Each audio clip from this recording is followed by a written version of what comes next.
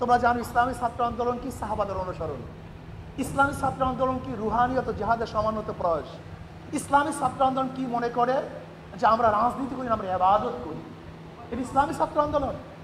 কাজে আসো ইসলামী ছাত্র আন্দোলনের আদর্শবান হয়ে ইনশাআল্লাহ তোমরা ডাকসু নির্বাচনে অংশগ্রহণ করবা, আজকের দাওয়াত দিবা।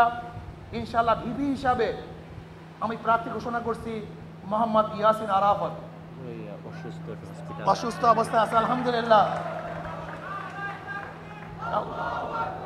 জিএস হিসাবে আমরা ঘোষণা করছি খাইলু হাসান মারজান, মাশাআল্লাহ।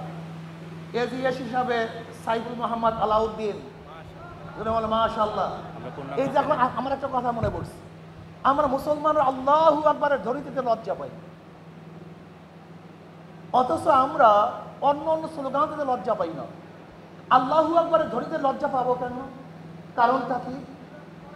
বরং আজকের থেকে স্লোগান হবে আল্লাহু আকবার, আল্লাহু আকবার।